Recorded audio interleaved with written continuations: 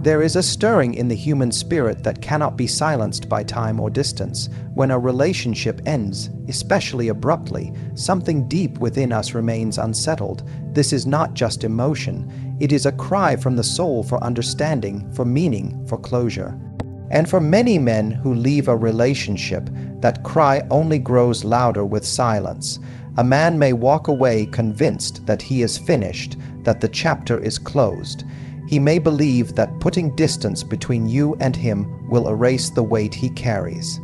He may even seek distraction, noise, or even another person to cover the quiet ache. But what he cannot escape is the still, small voice that echoes in the absence. The voice that reminds him of what was left unsaid, what was unfinished, what was once sacred. That voice is not yours. It is the voice of truth, and truth does not fade with time. It does not bow to pride. The truth lives on in the stillness, and it begins to speak louder once everything else has quieted down. In the beginning, when no contact begins, a man might feel relief. The pressure is gone, the conflict is over, the space is his. But with time, he begins to notice something else creeping in: restlessness. Not the kind that leads to action, but the kind that leads to reflection. His spirit becomes uneasy, not because of who you are only, but because of who he was when he walked away. He remembers the moments when you were patient, when you were kind, when you forgave. He remembers the laughter that didn't need explanation, the comfort that didn't need words. He recalls the way your presence offered something the world never could: peace, honesty, trust. You see, the human soul is not wired for severance without sense. It seeks resolution, and when it cannot find it, it begins to loop through the memories, searching for clarity. This is why men often return. Not because they suddenly realized a new love, but because they could no longer outrun the truth. Their spirit becomes weary of pretending they don't care, and in that weariness they begin to retrace their steps, not just through physical places, but through the corridors of the heart. A man may not be able to put his finger on it at first. He might just feel a nagging tug at his thoughts, a flash of your face in the quiet moments, your words echoing in conversations that have nothing to do with you. He may wonder how you've been, but more than that, he wonders who he became after he left. He wonders if walking away made him better or simply more lost. Sometimes what brings a man back is not regret over the relationship, but unrest within himself. A lack of closure isn't just about unanswered questions, it's about unresolved identity. Who was he with you? Who is he now without you? Did he leave behind something holy in his haste to find something easier? These questions haunt the quiet corners of the mind. They do not demand immediate answers, but they insist on being asked. And so a man begins to return, not always with words, sometimes with subtle gestures, a message, a memory shared, a silence broken. He's not just reaching out to you, he's reaching back into himself, hoping to retrieve what he left behind when he walked away. It is important to understand that this restlessness is part of the human condition. We are not creatures of complete detachment. Even those who claim to move on without pause are often caught off guard by the sudden return of old emotions, old connections, old truths. The past has a way of revisiting us, not to torment, but to teach. And for the man who left, the lesson often begins when the silence no longer brings peace, but awakens a longing he cannot explain. The spirit is restless without closure because it knows that something was sacred in what you shared. And sacred things once touched are never truly forgotten. Conviction is a quiet but mighty force. It does not crash like a wave or shout like thunder. It whispers in the stillness of the night when distractions fade and a man is left alone with his own soul. Long after a man has walked away from a relationship, after he has silenced his phone, deleted the photos, and convinced himself that turning away was strength, conviction begins its work. It is not driven by guilt alone, though guilt may be its companion. Conviction runs deeper. It touches the conscience, the part of a man that still knows what is right, even when he tried to pretend he forgot. When a man leaves, especially when he leaves someone who loved him, his reasons may feel justified at first. He may feel misunderstood, unready, or overwhelmed. He may point to your flaws before he ever dares look at his own. But in time, the walls he built to protect his ego begin to tremble under the weight of reality. What once felt like freedom begins to resemble avoidance. What once seemed like clarity starts to feel like confusion in disguise. Conviction is not a punishment, it is a revelation. It peels back the layers of self, deception, and exposes the truth beneath the choices he made. That truth often reveals something sobering, that he may have abandoned not only you, but the better version of himself, the one who was more patient, more honest, more courageous when he was with you. Conviction reminds a man of the promises he made, spoken or unspoken. It reminds him of the way your eyes looked when you trusted him, the sound of your voice when you believed in him, and then it asks the question he has avoided all along: did he honor what was real, or did he run from it? The heart cannot escape what it knows to be true. A man may drown himself in new faces, new conversations, even new affection, but none of it quiets the conviction that visits him when the noise subsides. He begins to see your grace not as weakness but as strength. He remembers your loyalty not as obligation but as beauty. He recalls the times you offered forgiveness when he least deserved it, and the realization begins to sink in that the one he walked away from may have been the one who saw him clearest and loved him deepest. Conviction does not come to shame a man. It comes to awaken him, to call him to accountability, to show him that the easy way out often leads to emptiness, and that what he thought he could discard so easily is actually woven into the better parts of who he is. The heart begins to stir, not with lust, not with loneliness, but with the awareness that he mishandled something sacred. This conviction grows quietly but surely. It can come through a word someone else says, a scene in a movie, a verse in scripture, a photograph stumbled upon accidentally. Suddenly, his heart begins to ache, not just for you, but for who he was when he was with you. He may not fully understand it at first. He may try to brush it off, rationalize it, bury it again, but it keeps returning, and with it, the sense that something is unfinished, not in the story of you and him only, but in the story of who he is meant to become. The conviction in a man's heart does not guarantee that he will return, but it does guarantee that he will feel deeply, truthfully, even painfully, and that feeling, that reckoning, has the power to shift the course of his heart. Because at its core, conviction is not about the past. It is about aligning the heart with what is true, and leading a man toward humility, toward honesty, and perhaps toward redemption. There is something profoundly powerful about grace when it is familiar. Not loud, not dramatic, but steady, consistent, present in the quiet ways someone loves without conditions, forgives without fanfare, and remains kind even when wounded. And when a man walks away from a woman who carried that kind of grace, he does not walk away untouched. He may convince himself that the world holds better distractions, louder passions, or newer beginnings, but none of them carry the weight of familiarity combined with goodness. None of them echo the deep, unshakable calm that grace offers. Grace, when it becomes familiar, does not fade. It settles in a man's memory like a song he didn't realize he'd memorized. He may forget the details of arguments or routines, but he cannot forget the feeling of being accepted even when he was at his lowest. He cannot forget the presence that stayed soft when he was hard, patient when he was careless, and gentle when he was proud. This kind of grace is not found on every street corner or in every new face. It is rare, and its rarity gives it power. The world tells men they must always move on, always seek the next adventure, the next thrill, the next face, but the soul knows differently. The soul remembers substance. And the substance of familiar grace cannot be replaced. It is why a man may return after weeks or months or even years of silence. It is not simply because he is lonely. It is not only because he is curious. It is because something inside of him has been calling him back, not necessarily to the person, but to the peace he once had in her presence. The woman he returns to is often not the one who chased him. She is the one who stood still, firm in her dignity, the one who did not try to convince him to stay, but also did not become bitter when he left. That strength confuses a man at first. He may have expected begging, resentment, or silence soaked in resentment. But instead, he finds a silence that speaks of clarity, a presence that does not collapse in his absence. That kind of grace makes an impression far deeper than any words could have. There is something about grace that draws people back in, not because it is weak, but because it is steady.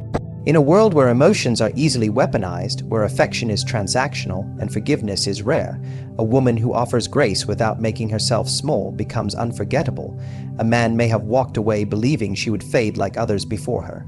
But when he finds himself worn out by hollow connections and shallow praise, he begins to remember the strength in her softness, the way she held his worst moments without judgment, the way she chose to believe the best in him, even when he gave her reasons not to.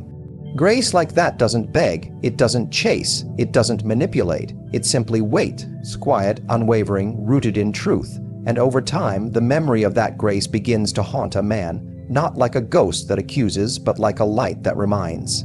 A light that shines on all he once had and how little he valued it. He may return not because he expects her to be the same, but because he hopes that what she carried, what she gave, still lingers, that he might find again the place where he was known and still loved. Where he was broken and still believed in, there is an aching pull in familiar grace. It draws the heart without pressure. It summons the soul without shouting, and it makes a man question everything he thought he wanted.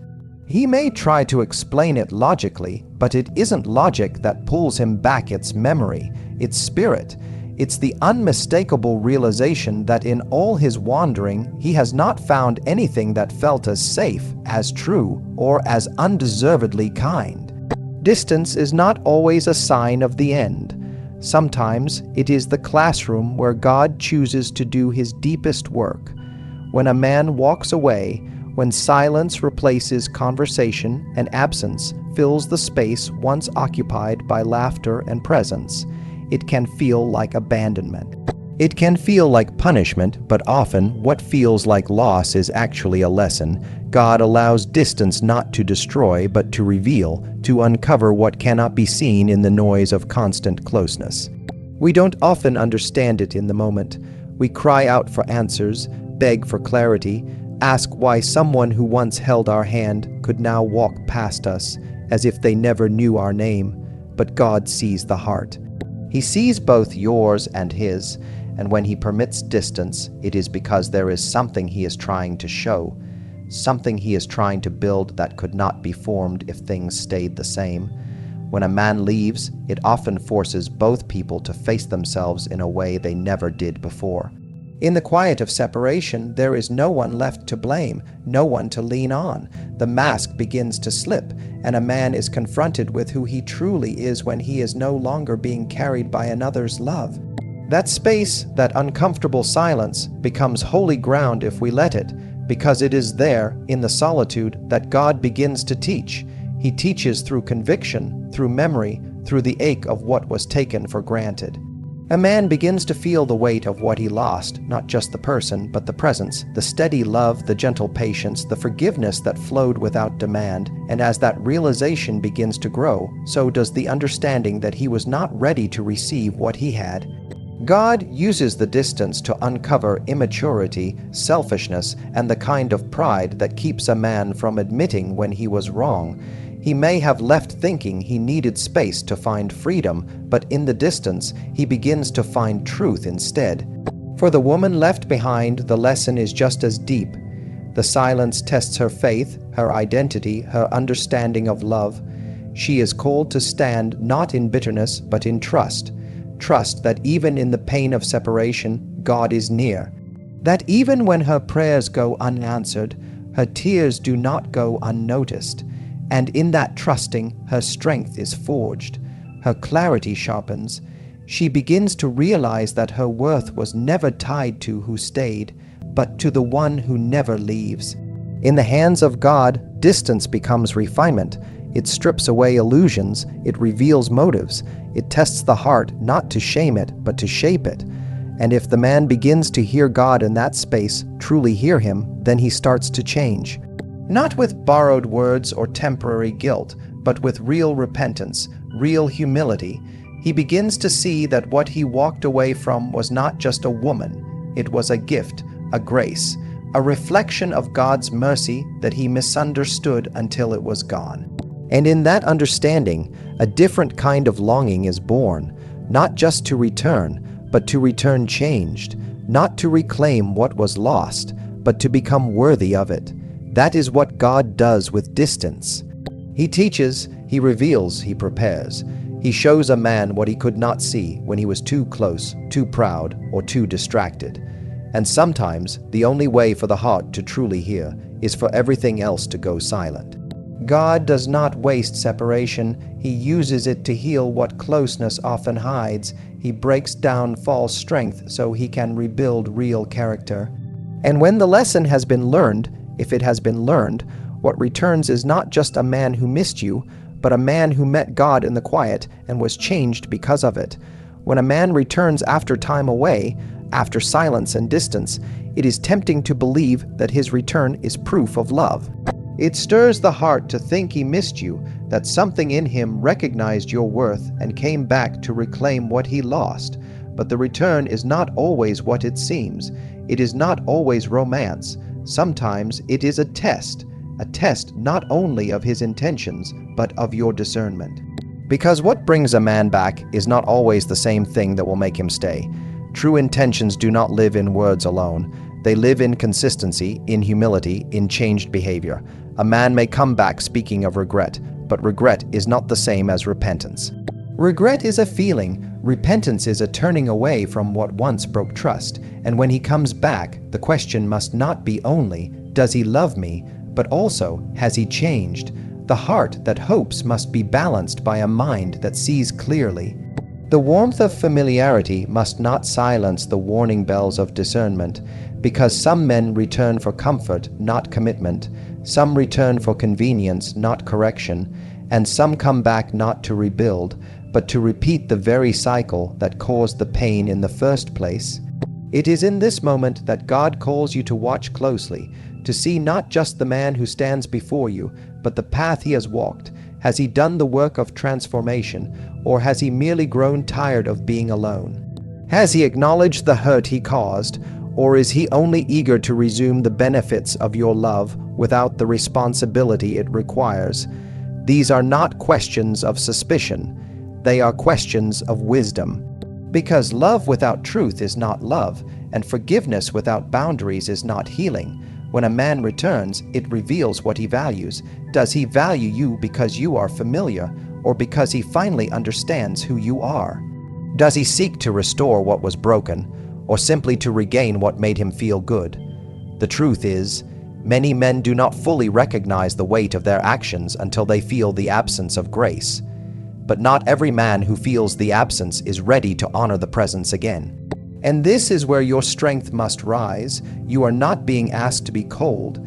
You are being asked to be clear, to know that your love is sacred, that your time, your trust, your peace, your prayers, all of it matters. And if he cannot approach with reverence, then his presence is not restoration, it is disruption. The test is not simply his ability to return, it is his willingness to be held accountable, to listen, to understand, to accept the changes that must come if things are to be different. But this test is also about you, about whether you will look beyond the emotion and see the truth, whether you will ask the hard questions and wait for the real answers, whether you will trust not just what you feel, but what God is showing you, because sometimes a return is not the beginning of something new. It is an invitation to closure, to finally see a man clearly, not as you remember him, but as he truly is. And sometimes the test reveals a miracle, that he has grown, that he has listened to God, that he has come not to take, but to give, not to repeat, but to rebuild, not to escape loneliness, but to walk in love with responsibility and honor. But that clarity only comes when the heart is willing to wait, to observe, to pray, and to remember that your worth was never based on whether someone stays, but on whether you choose what aligns with peace, truth, and God's will. Love in its truest form was never meant to be a cycle of repetition. True love does not go in circles. It does not return just to relive the same wounds, rehearse the same apologies, and restore the same comfort only to break again. Real love transforms, it changes the people who give it, and it refines the ones who receive it. When a man comes back after a season of distance, after silence or absence, the question must not be, does he love me the same way he did before? The question must be, has his love grown, matured, and deepened into something that can endure and evolve? Too often, people confuse familiarity with love. The comfort of the known can feel like connection. The memory of closeness can mimic the feeling of commitment, but the kind of love that God calls us to is not one that clings to old patterns. It is a love that surrenders pride, a love that humbles itself, a love that, when given another chance, does not try to resume where it left off, but begins again with new eyes, a renewed heart, and a holy fear of repeating the past. When a man returns, it should not be to reclaim what was easy. It should be because he has been changed, because something in him has been broken open, and he has met the consequences of his absence with a readiness to grow. He has stood in the silence and heard more than his own regret. He has heard God.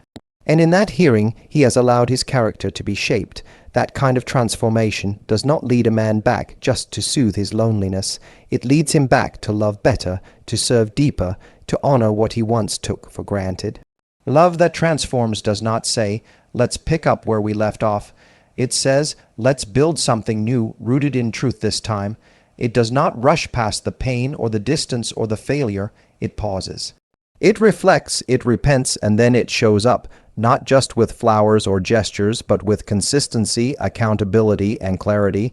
It doesn't just apologize, it changes direction. It doesn't just express emotion, it demonstrates devotion. The love that repeats only knows how to recreate what was, but the love that transforms learns from what was and seeks something greater. It wants to build, not escape. It wants to understand, not just be understood. It shows up with patience and listens without defensiveness. It no longer makes promises it cannot keep, because it knows now what promises cost. When God is at the center of love, He does not allow it to stay shallow. He invites it into the deep waters, where surrender is required, where healing happens through truth, and where grace must be balanced by responsibility. If a man has encountered God in the time he was gone, his love will look different when he returns. It will be wiser, it will be more gentle, it will seek to make peace, not just ease tension. It will value the heart it once wounded, not simply desire the comfort that heart gave. This love does not just remember the good times, it grieves the wrongs. It acknowledges the hurt, and it carries the burden of rebuilding trust with reverence. It does not demand instant acceptance or pretend as if nothing happened. It takes its time, it rebuilds slowly. It walks humbly, and the woman receiving that love must also be transformed, no longer waiting to be chosen, but choosing herself through wisdom and truth. She is not interested in replaying a role she once filled. She is interested in walking forward with someone who has been changed just as she has. Because love that transforms invites two whole people, not perfect, but surrendered, into a future that honors the lessons of the past without living in them. It is not love's return that proves its worth. It is what the return brings with it. If it brings only words, it is likely to repeat. But if it brings fruit, peace, humility, sacrifice, and the fear of the Lord, it has been touched by something eternal. Love like that does not aim to soothe a moment. It aims to shape a lifetime.